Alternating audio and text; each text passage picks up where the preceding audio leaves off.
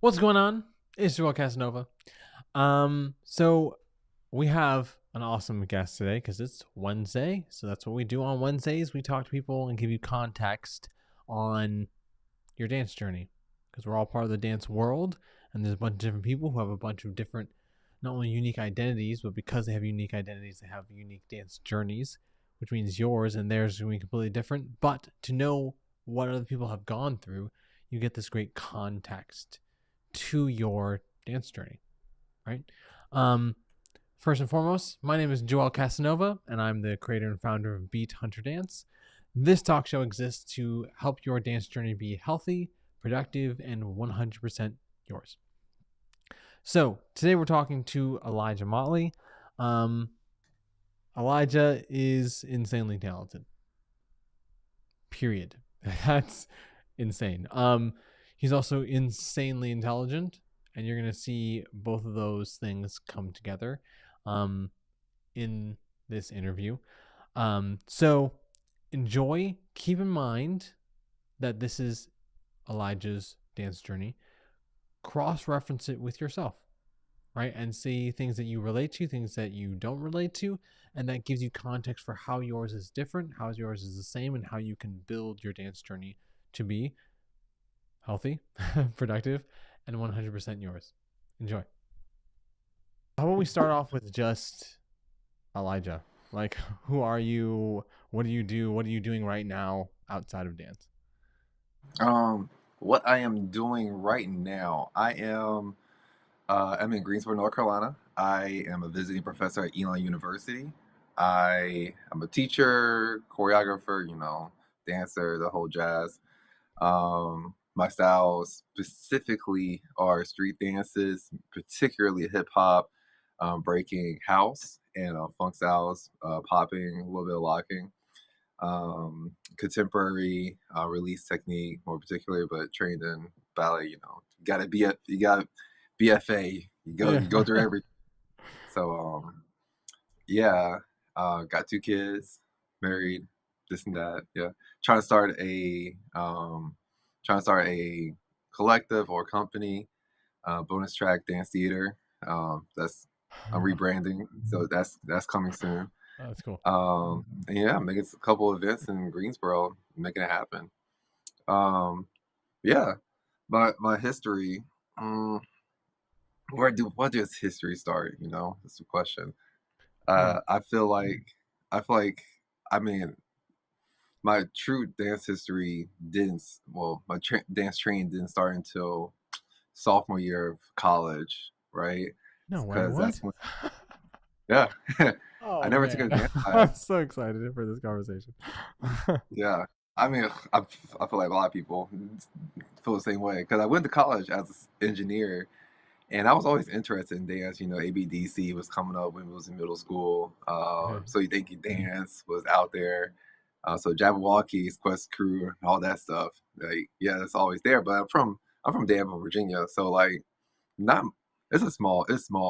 Well, it's not small. Now they have a casino, but it's small.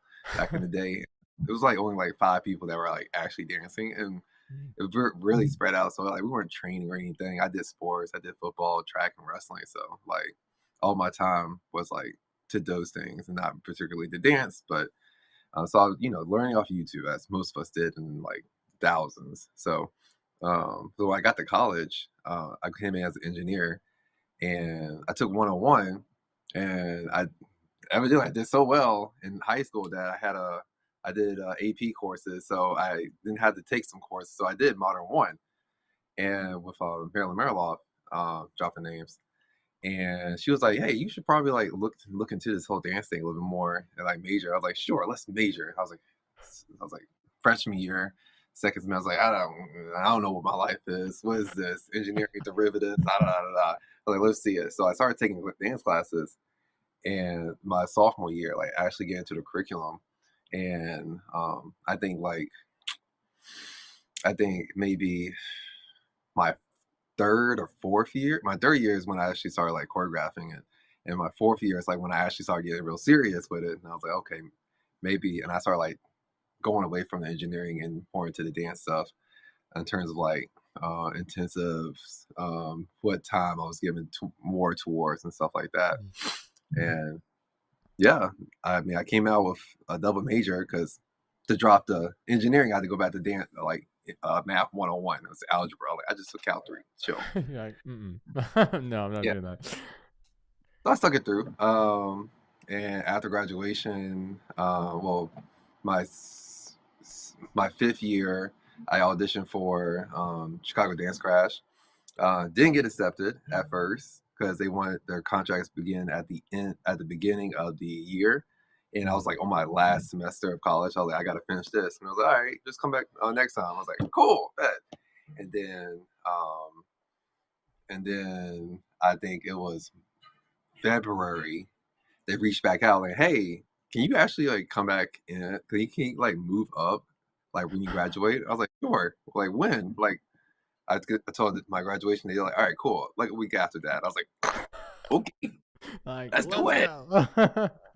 Oh, and yeah, I mean, after that, it's just been all dance from there on. So that's kind of like, I mean, there's like a bunch of details that, Yeah.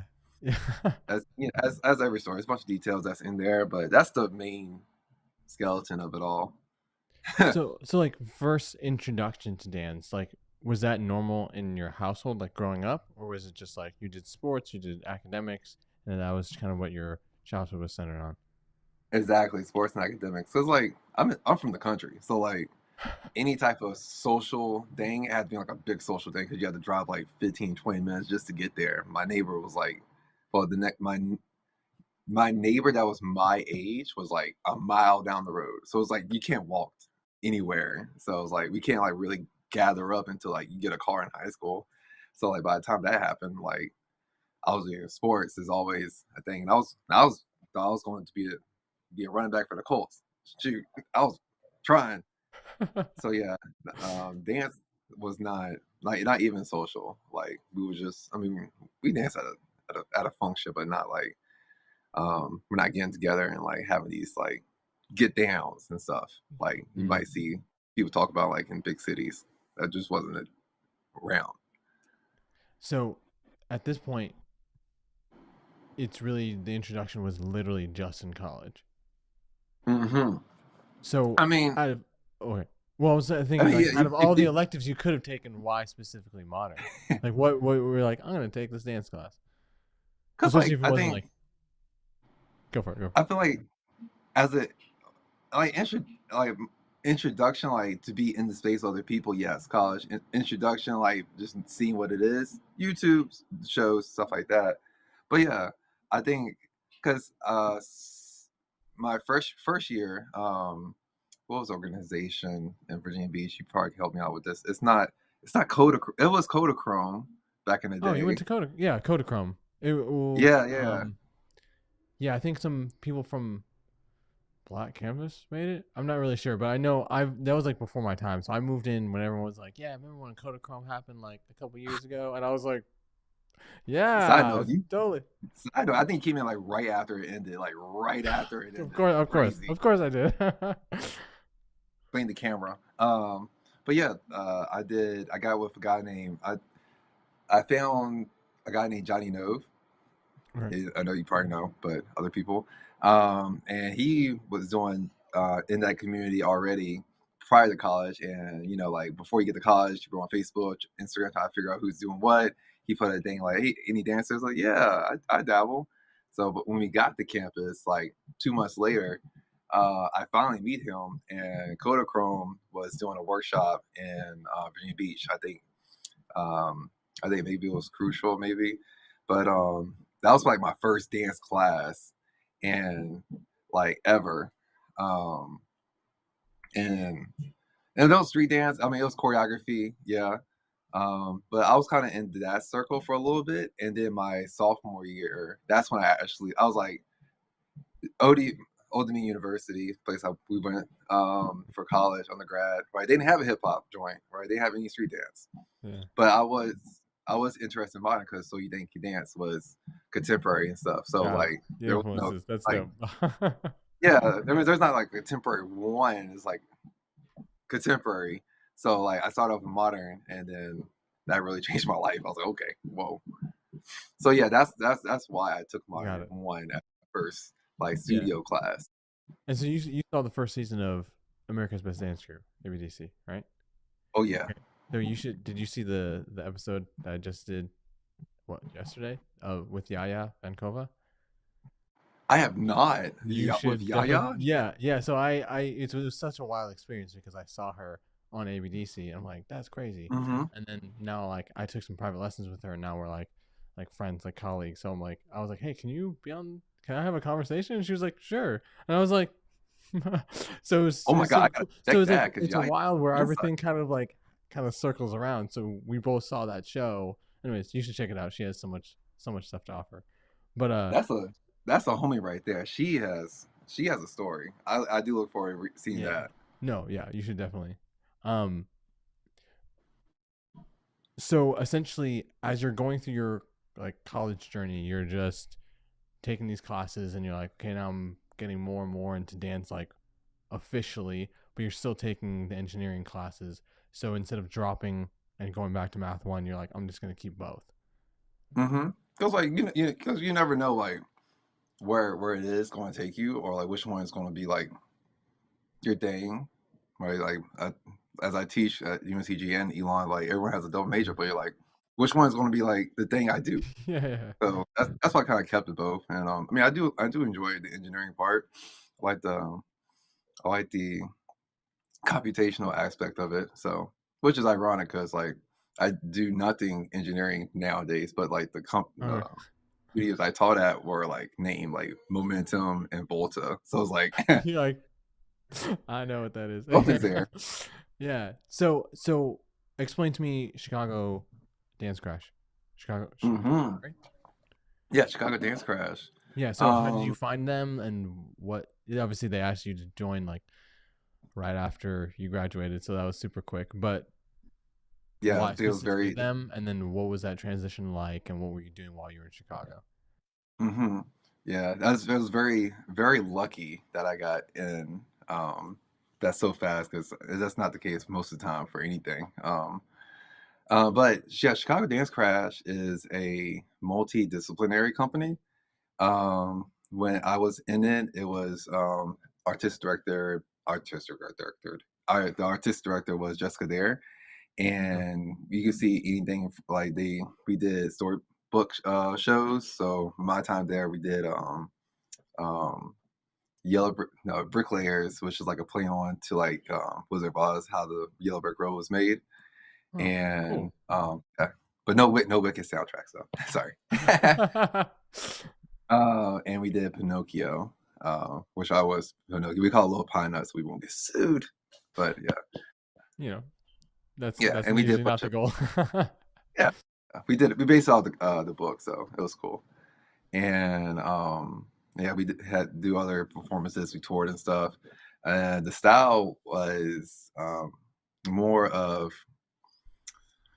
man. What was the style? Who was all over the place? Jazz, breaking, hip hop.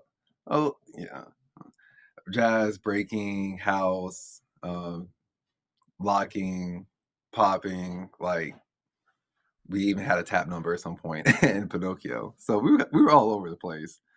And that Um, was like that's what you knew joining or like auditioning for them. They're like, you know that this is specifically, but it's not super heavy in technique necessarily. it it called for well. The tricky thing is that about that company about that time because like companies shift and this one has too over time. It shifts with the people in it, and at that time like I mean I did all the styles minus tap. I was not in that tap number. Um, but I was primarily like as a house person or like the random person. I could do like some random jumps or like acrobatic stuff. We had real acrobatic people that did breaking, people that specialized in contemporary, people specialized in jazz, Mm. and she made moments for those things to happen. But as a unit, as a ensemble, she figured out how to make all our styles work together. So I knew that we weren't just going to be focusing on like like this is gonna be a breaking piece. No, it's just gonna be like a Jessica Dare Chicago Dance Crash piece, right? We're just gonna Got it. make it Got it. work and we blend these things together. So that's that. Yeah, that's the best way I can explain it. Yeah. So that must have been super like eye opening, or like kind of like opening up your movement vocabulary, like using everything together. Because I feel like, I mean, correct me if I'm wrong, but I feel like ODU would like have like specific pieces, which is traditional. It's like you have specific pieces that are this genre, but that was like, hmm hey, let's use it all in this one piece. Yeah, cause like you know the vibes. But that vibe is kind of like in most academic settings, right? You got your ballets, you got your moderns, you got your jazzes, and some maybe probably most likely tap, but other than that, it's sporadic, right? We didn't take African. I didn't never seen an African class until I got to graduate. Well, I saw it in Chicago, but until graduate school when I actually took taking African. Sheesh. Yeah. Um, so yeah, it there was like I hate to say core, but like the standards, whatever, and then Yeah. everything else is like whatever. Um, so yeah, being in that company really opened my eyes because like eventually like we actually started bringing in like poppers and I started to like branch out into like the Chicago community and understanding what it means to pop. Like I'm starting name dropping it's like from T-Bugs or like I'm in Chicago learning house from from Trey or like or breaking from y'all and all this other stuff, like actually getting down into these especially street styles and contemporary. I mean, you got Hubbard and stuff, but I was more interested in like Gaga and stuff, and there was an actual Gaga T-shirt there. Oh, sick. So yeah, so like that being Chicago Dance Crash and that model helped me branch out into other areas of study. I think that's really helped me out. 'Cause I'm kind of interested in those things. Yeah. So that totally took me for a loop, because I was thinking like, if you're joining like, when you said company at first, I'm thinking the traditional like modern ballet or some kind of contemporary company, and then because they influence all those street styles, so actually going to a company in Chicago got you more connected to other street styles that you weren't aware of as well. I mean, Yeah, Gaga is not a street style, but yeah. I mean, cause like, I mean, in when I was in grad, we had, I think I got into Ballet Fusion, which I don't think that they're a thing anymore, but they're a street not dance sure. company in Beach. That was Gorilla Will Yeah. and Dex and all. Yeah, throwing them back. It's crazy. Yeah. Yeah. And that's when I actually like this like really honed in and Norman, I would say yeah, Norman for Crump, Hmm. really started to understand that these styles are styles, right? They're forms. They have Hmm. their own history, their own vocabulary. But I mean I was still doing two degrees at the same time. So it was more of an introductory for me. And when I went Yeah. to Chicago, I got a little more deeper with those studies, and I didn't start from ground zero. Let's say, like I was like, all Yeah. right, You I had know, introductions to build off of. yeah, yeah. I'm like up there. I'm like, all right, I know, like I know this teacher loves to in terms of pop and loves to hit. I know this teacher learns to likes to strut, or like I know this teacher likes to do footwork, or this person is like more power heavy. Like I know that now. Hmm. Let's see where I can go with this. Yeah. How long were you in Chicago? And was Dance Craft like your full time thing? I was there for just 3 years. It would have been a little bit longer, but COVID happened. Oh, yeah, I heard about Yeah, that. that little thing that keeps coming around. Someone just texted me today that she had COVID. I was like, "Oh my god, that's still a thing, isn't it?" Huh. Um, but yeah, it was technically my full-time thing, but it's a pickup company, which means that for that time, our contract was I think it was 9 or 10 months. And it just depends on like if every other year we have a storybook play or a storybook show, which is like our big thing in Chicago. But every year in between, it's just like rep work or tours. So And the tours didn't have stories involved with them. it depends on the resident. If it was a residency, like at a college, we're there for like 5 days, it probably would have. Or Oh, like if we're just like there or like at a community, we was at a gated community once, but we were only there for like 3 days, so it wasn't like enough time to do it. So we did a bunch of reps, so like a bunch of little pieces. and reps are So just like standalone pieces that don't have like a story within them. exactly right. It's Okay, not like a full hour and a half or 2 hours, just like 10 or 15. Yeah, maybe a comp. Yeah. Um, but yeah, we rehearsed 3 times a week. I think 3 to 4 hours each day. We had a company class. Um, yeah, and but that it's only 3 times a week. So we all had like different jobs, and that's the name of the game. yeah. I mean, all of us taught dance, but that still isn't enough. I know people were personal trainers, people worked at gyms. I worked at Starbucks for a good 2 years, and then I transitioned out into a school, not an after school, but like in school dance teacher, which was wild. Like a public school dance teacher. Yes, anything that you think about public school in Chicago is true. All the good and all the crazy, whatever you're thinking about, it probably happened somewhere, even if Sheesh. not in my case. I believe it. Um, but yeah, How is that um, translating what you had known, especially coming from a company, into like a teaching public school setting? nothing at all. Because Okay. So how did you like reinvent yourself as a dance teacher for a public school? for a public school, I mean, my grades were like 5 to 8, so like kind of like that end of elementary, middle school Hmm. age. So like, and like that school wasn't like a performing arts school, just like kids in that area. Even though they said it's a performing arts school. Um, so instead of like just, I had to really shift it around a lot, and I wish I had another run at it, but I think it would have been a little bit more of historical and Hmm. yeah, a little more historical work versus movement, right? Because the system of that school particularly wasn't ready for a wasn't really ready for a movement artist to come in. It was two of us too. So I did like 3,000. My colleague, they did like jazz or ballet, right? Oh. So like we was always fighting for space. Not fighting for space, but we was always shifting around in space. Either we was in the Hmm. library, we was in the gym, or we was in the Yep. cafeteria. Because also the actual gym, then there's art, and then there's music. So we're all like shifting around. This school wasn't really ready for that, and we had like almost like 25 students in there, like just one Sheesh. student, like one teacher. Yeah, Yeah. and like middle school, they're like all over the place. Yeah. So it's like you can't teach them like a six step without losing half the class.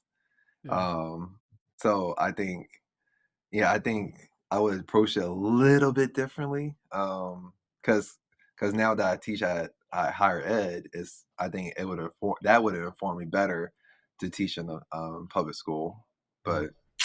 But I would say notes for next time, but I don't know about next time. At Yeah, school I setting. think it's really ironic that a lot of times people start off with younger kids when younger kids require more work and more teaching knowledge because you have to give them everything.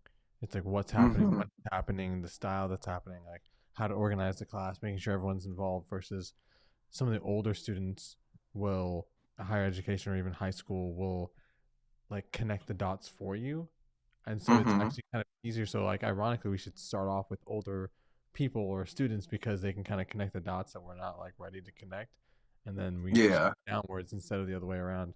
So that's a very strange thing. Yeah, I think the hard part for that is like the interest level. Hmm. Because like at a studio, like their parents are paying for it, right? Hmm. And they don't want to be there. They'll tell the parents because they save money. But at a school, like they gotta be there no matter Yeah. what, and there's nowhere else for them to go. So, Yeesh. they're not really feeling it. They'll let it be known. And yeah, it was like a bunch of yeah, it's things outside of dance that was the problem. That Mm, is part of the problem, and I understand why people or why universities have like a K through 12 model or a training thing because you really need that to yeah. actually like keep students engaged and learn the different ways of like classroom management. I was like, I get it. I hear you. Yeah. Yeah. So you have taught in the public schools and you're also part of the company, and after you shifted from Starbucks to the public school teaching job, Hmm. and then at that point COVID happens, and then after COVID you moved to North Carolina, and why North Carolina Yeah. instead of back to Virginia? I have so many questions. You and half America, if even Yeah. half America knows funny. Um, yeah, because I think because I was planning on actually me and my wife we got engaged in 2019. So we was in the works of moving back and starting that process of going to graduate school. Um but going back to COVID happened, right? And even though COVID messed up a lot of things, we was already slated to come down here no matter what. Mm. But I think the hardest thing was like we had bunch of like things that was already happening to set us up for that move. So like we was about to do a performance at Austin Dance Festival. We had gigs set up, but all that extra income was gone. Yeesh. Um, yeah, so I mean, so COVID really didn't make us move, but it was just kind of right good timing, I guess, because Yeah. like no, like you can't tour, you can't perform without about like 15 hoops. So it was all right. Greensboro, North Carolina. It's like for those who don't know, it's like in between. It's an hour from Winston-Salem, hour and a half from Durham, and an hour and a half from Charlotte. So it's kind of like in the middle of North Carolina. Um, but it's also an hour away from Danville, Virginia, which is where I'm from. Oh, so that Um, cool. yeah, and places that offer an MFA program in dance is like 7. So, like, Like a we got handful of UNC places. Gre right. So, it's like the choices wasn't that hard. Like, either we were going to, UNC Greensboro, or we was going to, we actually UNCG is the only place I actually applied for, but, there's a program in Illinois, Champaign. There's a couple in California, like USC, maybe UCLA, maybe. Of course, there's one in New York City. I'm trying to think what it was actually called. And there's one in Townsend, which is in New Jersey. And I think there might be one in Florida somewhere. But like, yeah, Yeah, I think I have a I might city be that, missing. yeah, is Florida State. I think has an arts program. I know that You're they right. for sure have musical theater because that's what he's going for. But True. And I totally believe that. Yeah, Florida State. So yeah, it was like either we're gonna go farther, or we'll come back.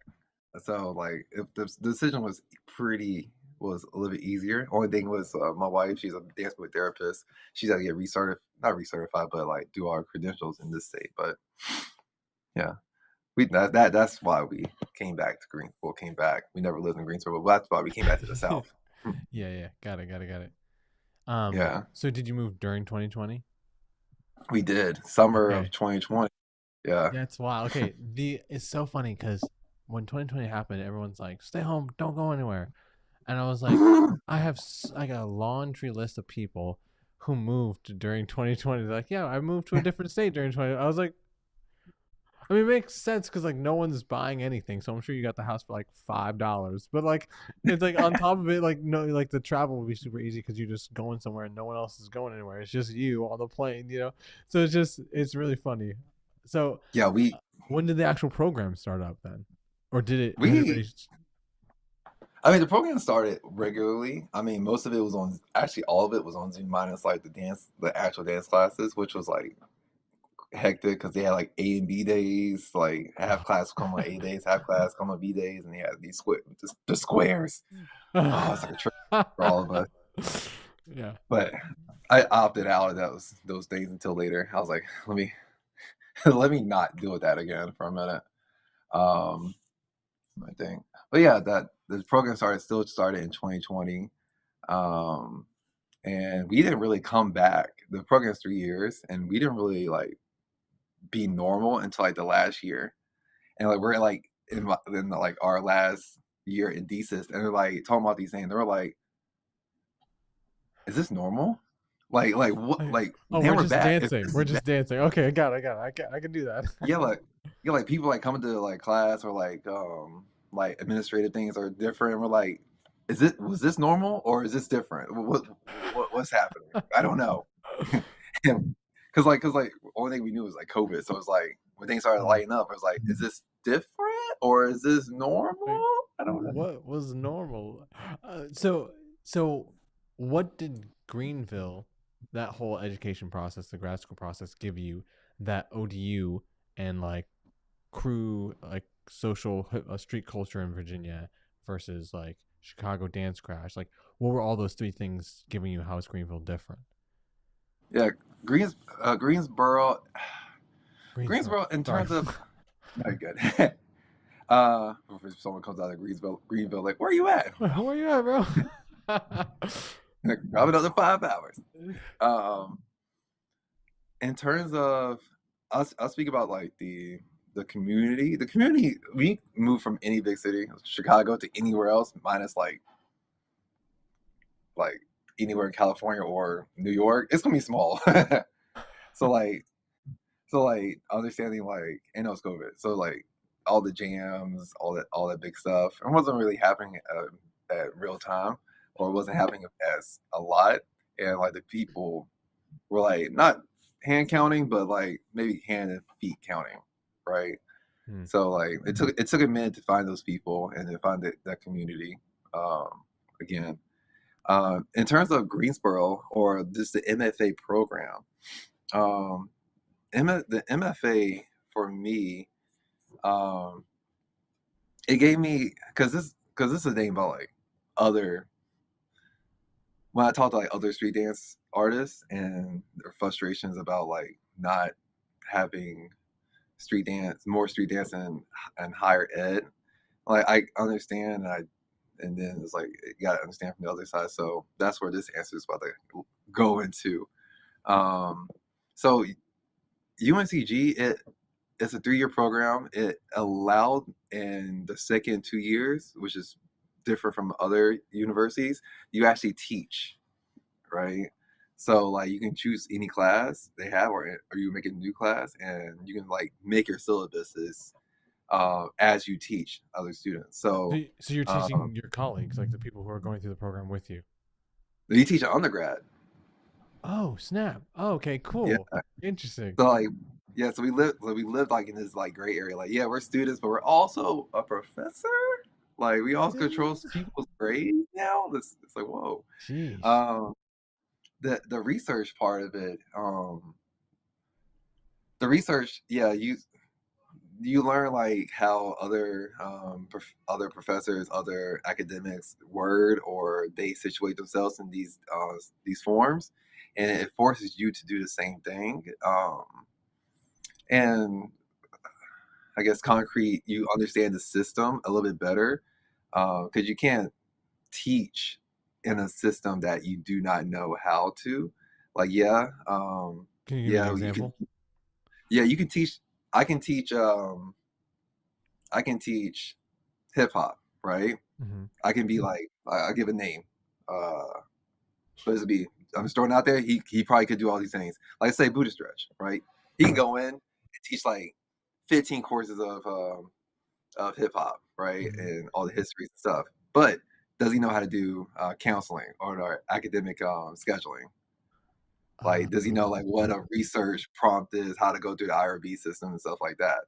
Like, those are like the things that Yeah, you yeah, yeah. like, or like if you go to like R1 or research one, you're gonna be expected to do more research than teaching or teaching. Yeah, those are the things that Yeah. higher Got it, ed got it. parents to understand. So um, yeah, that's why I made. That's where I get a couple of my pieces now. I got a piece called "Taking Shots," which I would never made unless I went to higher ed because it was a little heady, but I think it's a little powerful, and that's why I kind of created that's why I started a Cafe 808. Um, and we can talk about that later. Which we're definitely gonna talk Yeah, about. No, yeah, that's non-negotiable. yeah. So I saw him. what is Yeah, taking shots about? What is that? taking shots is a it's a embodied it's an it's a oh god, I haven't talked about this in a minute. It's an embodied action of it's showing the police brutality. Yeah. Oh, And it's through the style of popping. So like I'm trying to think of one right now. So um I'll probably either I like show a piece of my clothing or like show a piece of skin or I take the whole outfit off and I show like let's see if I do that. Like, like right? okay. So you So like like isolate the specific. yeah, it's a really heady thing because like they're not just like popping the whole area. It's got like either the bicep or I mean the pec or like yeah. And Interesting. how I show I did research of like what's the thing called? You know, like the sheet that show like trauma where people died.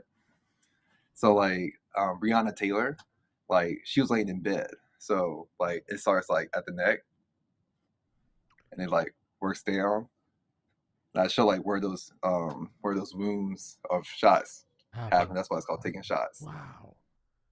Yeah. So Sheesh. like yeah, I really hate doing that piece because I mean it's because I got like Yeah. oh god what's popping again, but then again I gotta learn the names. Not learn names. I gotta reiterate the names. Make sure that I'm doing justice of like the body parts that were affected by each person. So Yeah. Multiple layers of things that are happening. yeah, yeah. So like things like that. It's like okay, it's research, but it also goes back to the choreographic practice.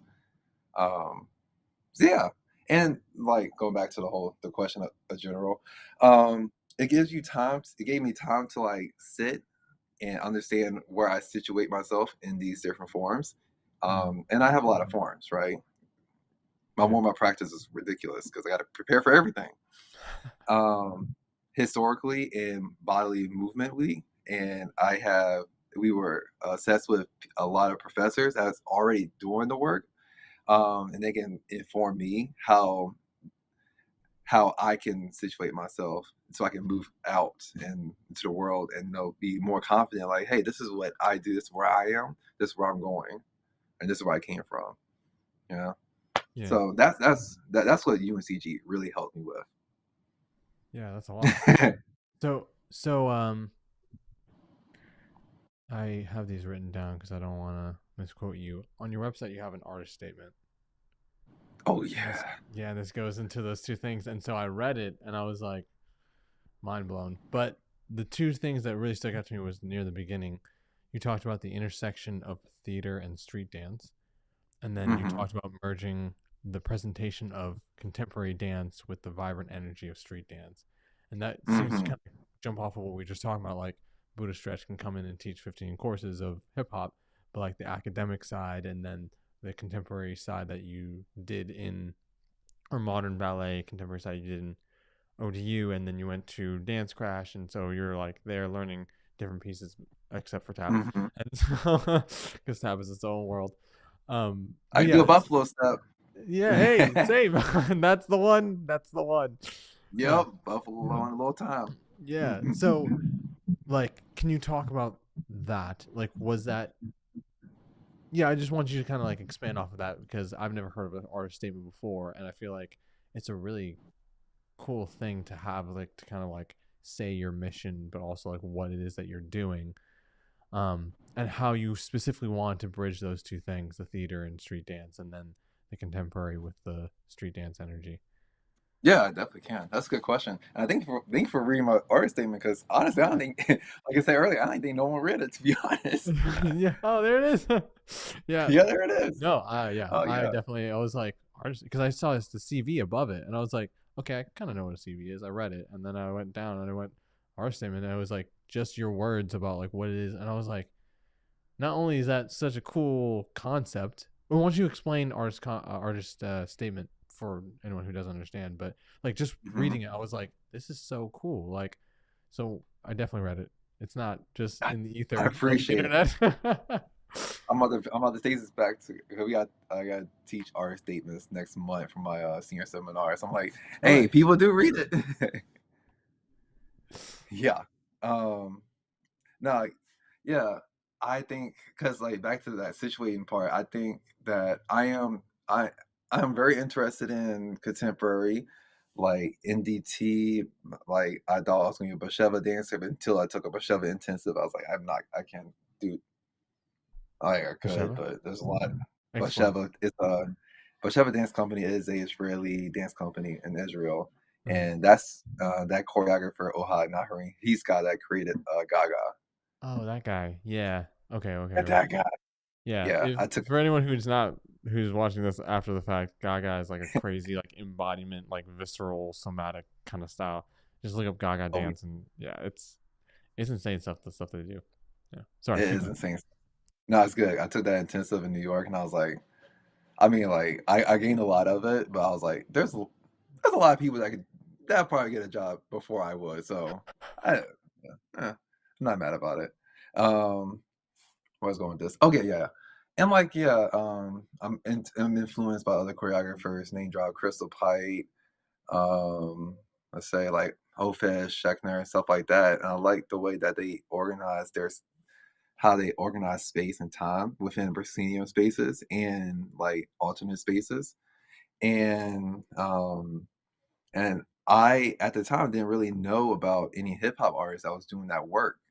I love the movement style, but it wasn't until like I got to grad school and I saw a Rennie Harris piece, and then I started to look into what Rennie Harris does, and he is a if you don't know, you can look it up, but Yeah. his work situates into like hip hop theater, right, or Mm. hip hop dance theater, specifically on the dance. And when I started to really research that, that's when I started to like understand like or understand and see other people doing that type of work, how they're using the forms of street dance or just hip hop, like the elements, and creating works or creating a storyboard off of that. Mm. Could you Yeah, give me an him example of like people who are doing street dance not in that space, and then an example of what he did to kind of contrast them? in terms of Like you said, just like hip I, hop. yeah, yeah. So it's like people having street dancing, but like it's in specific like local areas, like jams and sessions and battles and things, versus doing it on stage, and like what you saw and the difference that intrigued you. Gotcha. Yeah, yeah. Yeah, yeah, I definitely can. Cause like everyone's seen like street dance in a commercial sense, right? Or in battle sense. So he take it, he's like, I'm about to be like Alvin Ailey out here. So like I performed with the company once for EDF couple I think maybe like 2024, 2023, something like that. And it was situated the piece was situated more like in a church and other Mm, places, and the movement style was jid house hip hop and breaking, right? So like they got pews on stage, they got a podium on the other side, they had a like a full orchestra, not orchestra but like a choir.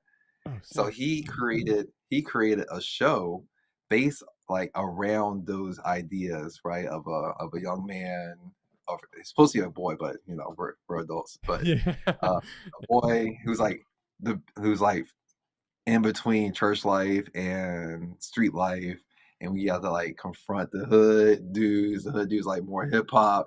They're like bouncing or like they're doing some locking, gaga, and they're using because locking is more like presentational. It's like more in your face and Mm. up there, and House, like, especially like House, we're like kind of into ourselves more. It looks more church goey. So like one of the movies is like Yeah.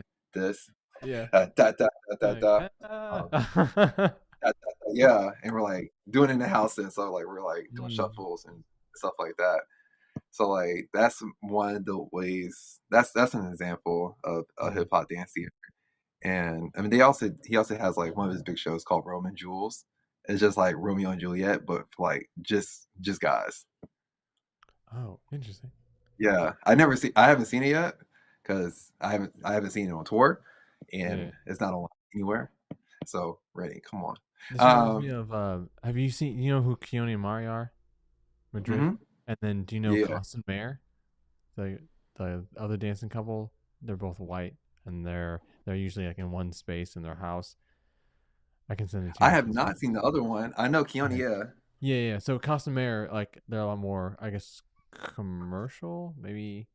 Anyways, the Mhm, point is both of them they partnered with this company called Hideaway Circus to make their own mhm, stories off Broadway in New York. So the when I saw it, it was the beginning of 2020 before the lockdown happened. So I was like, yeah. I saw like the last show and came back. The Um, last show you started it. yeah, oh my god, I'm sorry.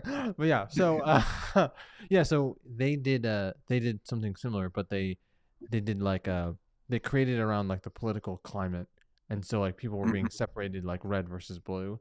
But it was the mhm, story of Romeo and Juliet because they fall in love but they're separated from one side versus the other. And then like the yeah. conflict of the guy whose job it is to like separate people and his whole thing. Um, so that was very much a story again, Romeo and Juliet esque, and then this other guy gets incarcerated, and it's the whole thing and his plight, and they kind of have commentary on that. And then Costumere did a show. I just saw it last weekend. What day is today? Thursday. So I flew up to New York this like literally a week ago, Ooh, and then Friday it was so cold. I don't even want to talk about it. But the point is, I bet. yo, well, you know, Chicago. So, yeah. So they did a show called 11 to Midnight, which was about like kind of like reinventing yourself and be like every day is a day that you can kind of be Mhm, a better version of yourself.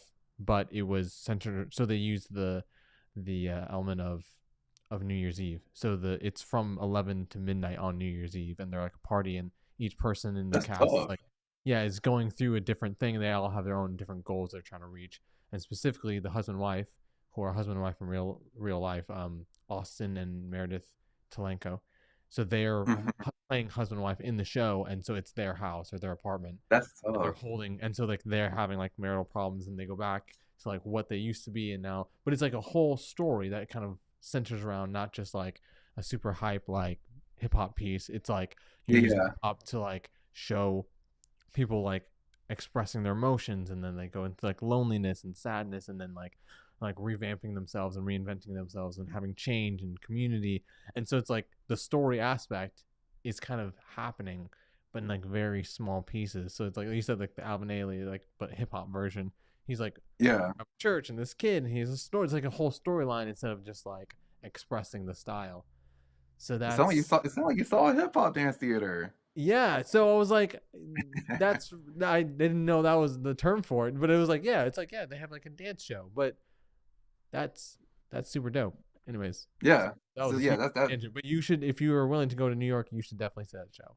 I'm gonna say It's after this, I'm gonna have you send me on the yeah, chat. yeah. I don't need you to send me all the names that you just dropped in the past 30 minutes so I can look them up. Oh, but I if I can remember, I will. Okay, yeah, yeah, Uh, got it. one company I'm really looking into right now is it's a company in I think they're in UK, but far from the norm. You got Far this far from in the the video, far from the norm. Um, the guy I think his primary style is crump, but the way he's organizing it, like using this movement style is totally different. Like I don't yeah, crump at all, but it's some crazy stuff, man. yeah. I'm like, yeah. I'll definitely So look that up. Yeah, yeah. yeah. Anyways, sending me back to it. So, No, it's good. explain a artist statement, like what it is and why did you have to? If did you were you required to make it, or did you just decide to make it because you knew it was a thing? And then Yeah, like, we go for it. go for it. No, No, sorry. no, no. And the second thing is like those two statements. Like it's you're kind of explaining how you're making hip hop dance theater Hmm. essentially by merging those two different forms of like the contemporary, like very classical proscenium stage versus like the vibrant energy and like um massively sub like all the subgenres underneath hip hop and how they come together to have this energy that's very different from classically trained people. Yeah. I mean, art statement is just something that is a statement that tells a good art statement is a document that should be one page that is concise and tell the reader who you are as an artist and how more concrete ways how do you create and why do you create.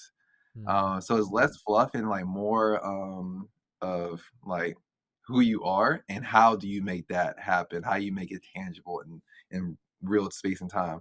I mean, definitely. everyone has it, even though they might not call it a art statement. Maybe it's called a mission statement for a company. I'm pretty sure Mm, Kiani and Marie they have a artist statement. I think saw their website not too long ago for some reason.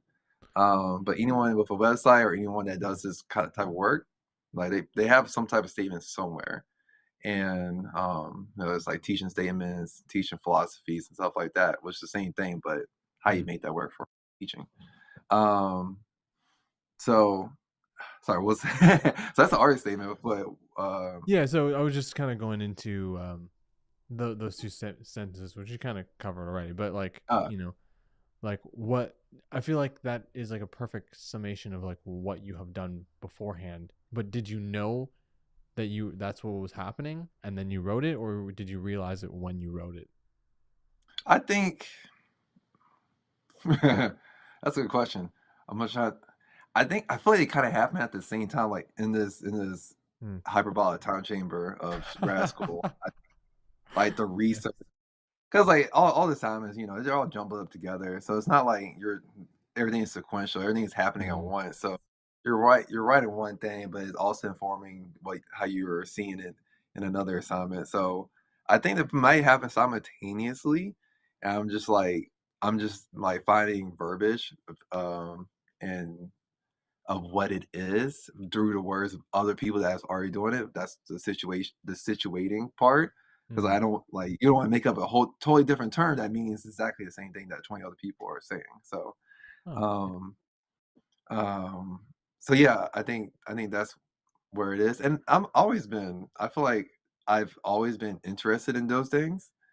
And I felt that saying those particular words helps connect people that look at my work or videos, right? Because that's probably the Mhm. first thing people see from me. It's like those works, and hopefully, when they read the artist statement, they're like, "Oh, yeah, he does this. Like this is what he does." Like, yeah, yeah, and I know what it is. It's not like I'm just like subconsciously creating these things. I know what these things Yeah. are. So yeah, So, I guess speaking of creations, let's talk about Cafe 808. So, for we anyone who here. doesn't know, listen, when Beverly told me about it, I was like, that's cool. And then she sent me the link, and I was like, oh, okay, cool. I'll definitely watch this. And I was like, this is an hour and a half. So I waited for the next day, and I was like, clicked on it, and then I couldn't peel myself away from it for the whole time. Like, my mom was like, hey, you gonna eat something? I was like, no, no, no, no, no, no, no, I need to watch this. So, like, explain what it is and how you created it. Let's start there. And shout out for Beth. She came the whole weekend too. It was awesome. Oh, let's go. Stayed in this room actually. This is our auxiliary room, guest room. So yeah, that's a homie right there. So Cafe 808 is as a show. It is a how do I explain this? It is an interactive dance, hip hop theatrical show. It is situated in a bar. In the video that you saw is in sort of like a round, but it's for a proscenium stage. And that bar um, is the restaurant that we have, the cafe. It's an operating cafe, so people are actually making drinks. We actually serve food and stuff on stage, and there's dancing, there's speeches. We didn't sing this time, but there's could be songs. And Let's the go. whole show is geared around how what how each show is different because we have battles throughout the show, and there's real consequences on who wins and who lose these battles. And so every show you see is probably not going to be the same show because different people vote differently, and Mm. even who battles who is different. So if you came I don't think we had any repeat shows fully. So like if you came like twice, like you're probably seeing different pieces. So like Yeah. there's a part where someone dies and like people are like and like when that person dies, they're out the show. Like it's just done. And like people we were talking about it like weeks after and they're like, oh yeah, it sucked that you got killed. And they're like people are like, you got what? Like, oh yeah, you see Like that. we saw two totally different shows. Well, you must have. And Yeah. that's the joy of it, and that's the hard part about it. Um, it was my thesis. I guess it is my thesis because I don't have any other thesis in grad school. Um, and it comes out of the research of how it comes. Yeah, it comes out of the research of how dance battles, who participates in them in terms of the competitor, who judges them, and who organizes them, and how they shift how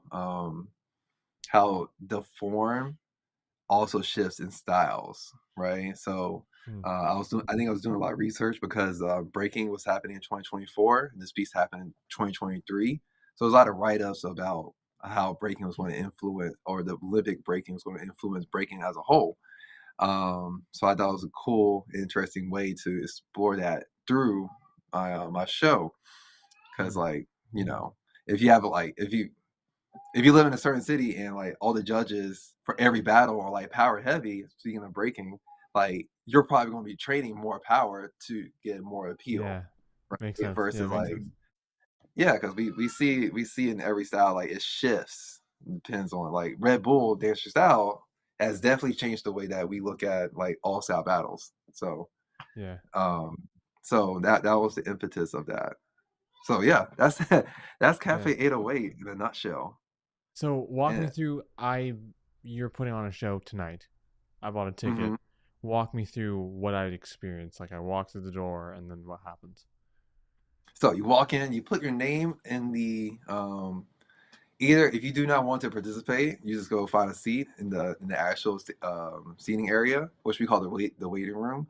But if not, you'll put your name into you put your name on the waiting list, and either you get pulled on stage if you there's a video on my website of the actual performance.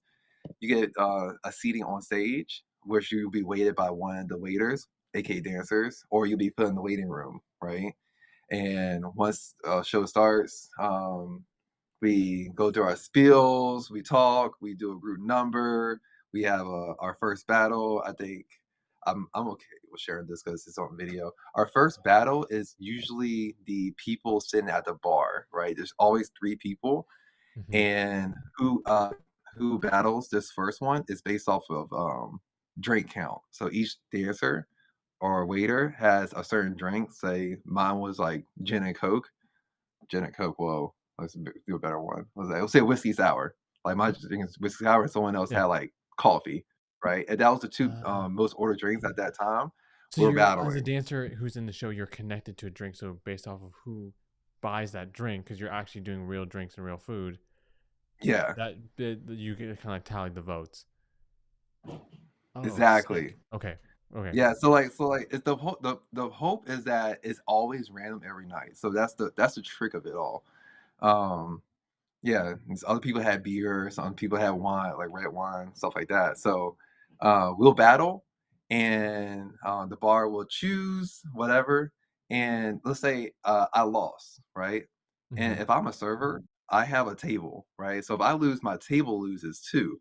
So Oh. my table gets kicked off of out of the cafe, and then we call the next person, next group from the waiting list to fill my table, Sick. right? Sick. So we keep that going throughout the night. There's a 2v2 battle that happens. There's another 1v1. We have a 3 to smoke battle that happens. Explain. And say what? Explain. Three to smoke. Three to smoke. So like let's say we have five people. The first two would battle. If that person won, he that person would stay out. This person would go back into the back of the line, and then that person would battle. So that person has one win, and then let's say this person wins again. That person goes to the back, and he's facing that person. He has two wins. So if he beats this guy, he has three, right? But if this guy wins, this guy has to go to the back, and this guy has one win. Oh snap! Oh, So okay, you cool. have to accumulate three wins. So if I am like the person who's in the three smoke battle, and I'm battling a group of people essentially, and then I keep Hmm. battling them until either I lose or I get three. Exactly. Oh, okay. The And thing is, if the you thing is, lose like, if you, before three, you get sent to the group, and one person starts battling. That's sick. yeah, That's so sick. kind of like a line, a soul train line was like one person next, one person So next, strange. one Yeah, person. yeah, Oop. Yeah, and then we have a dancers a Red Bull battle where it's like I like the Red Bull battle, but I hate to be in it because all the music is like not hip hop songs. So you got like Shakira, we got like there's always a Panic at the Disco song at a Red Bull event. So it's like coming out of that's Mr. Brightside, but it's coming out of my gauge, so, like stuff like that. yeah. It's like And you're like, it's how do that's like I for like what? yeah, it's like how you dance is like they always do it. So it's like for the people who actually like follow that type of stuff. Mm, And then um, there's a certain battle. There's a certain battle if there's a tie breaker. I don't know if it happens in the video that I posted. Um, if a tie happens, that person they will go to a battle of the death, and that's judged by like the whole audience, right? We do by noise, okay.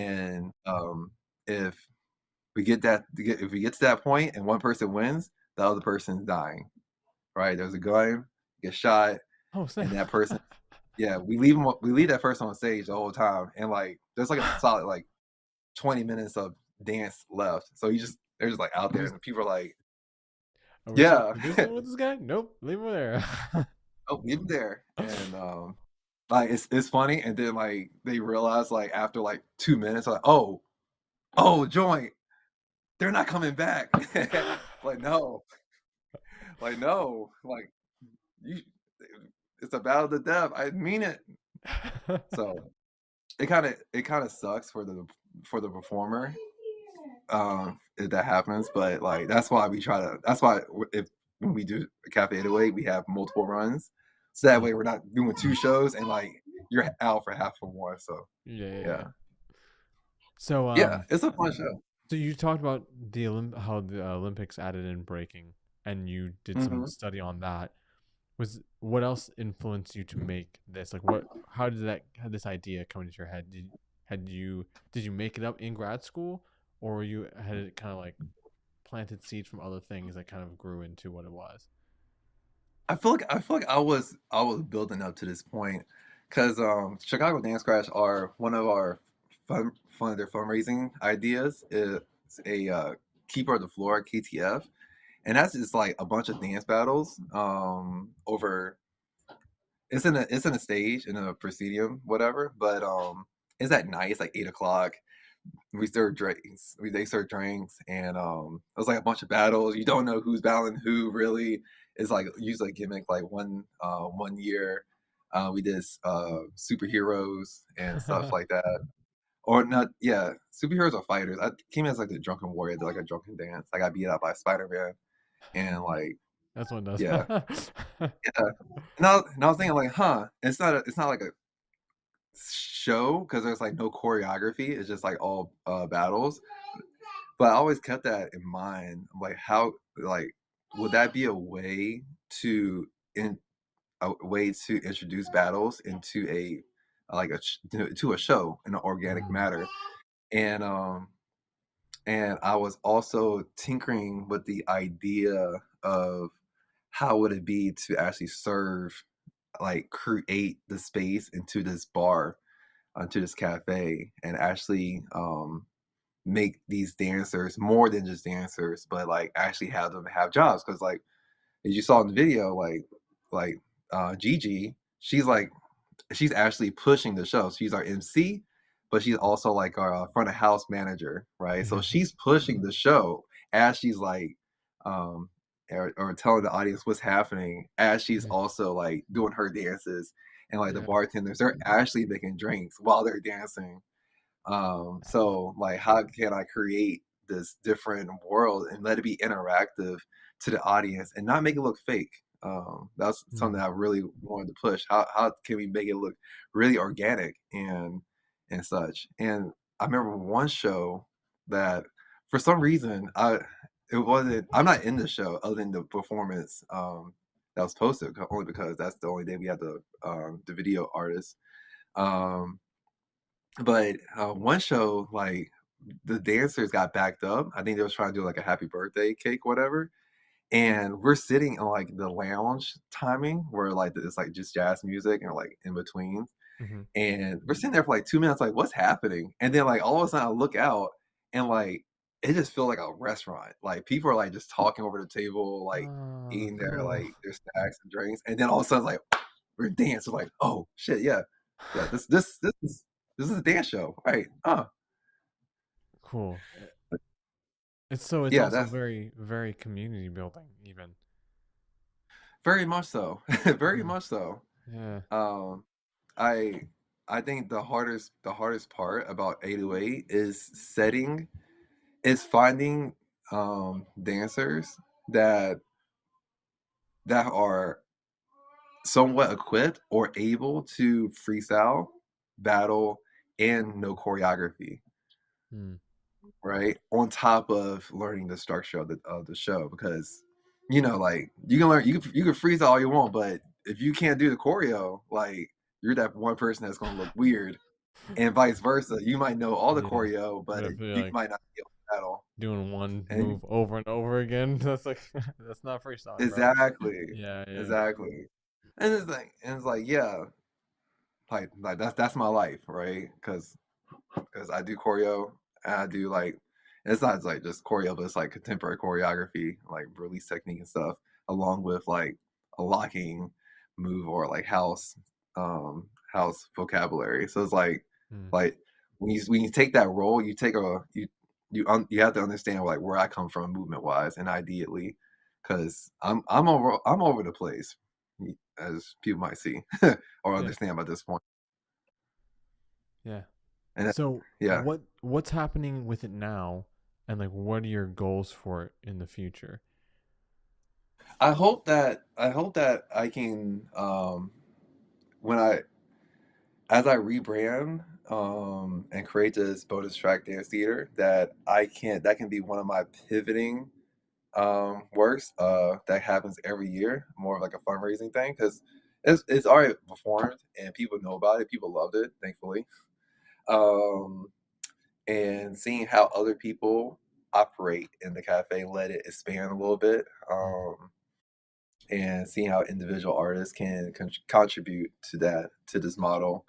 Um, right now, I don't have a plan to reset it yet, only because I did it because I had a residency at that space, which offered some cash and offered the space too.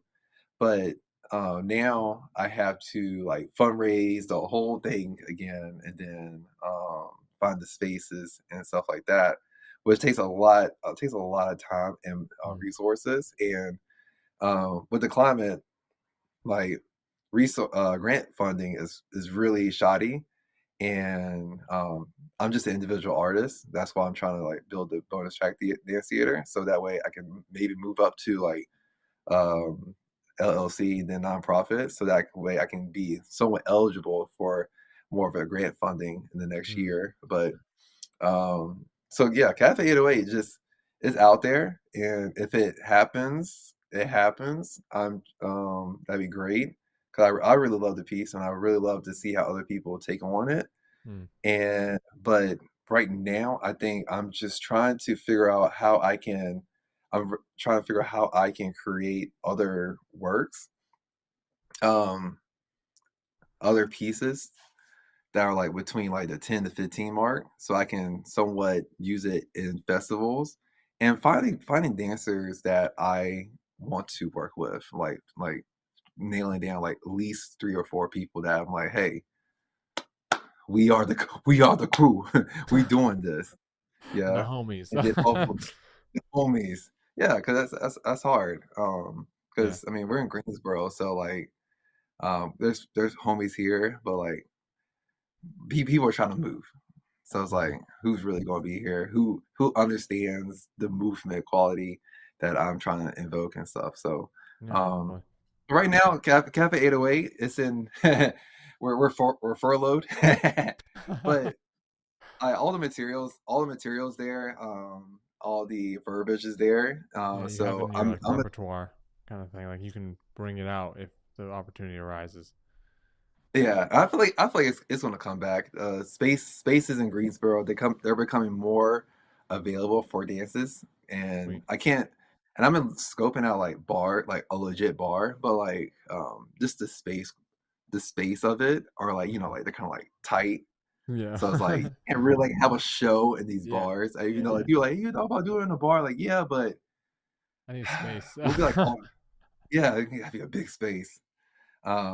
But even in that show, like we was like kind of like shifting some things around, Mhm. and the video wasn't all that great because like it's a black box theater and like everything is like close. So I wish we had like at least one more video to actually get the rest of the room. But yeah, that's where Cafe lives now. It lives in the Yeah. virtual space and lives in conversation. So Sweet. until dun, dun, The it comes back. next time. And next, The cliffhanger. So, yeah. bonus track dance theater. Do you have enough on that to speak about it a little bit, or you want to just keep that in a little? It's just know that it's coming.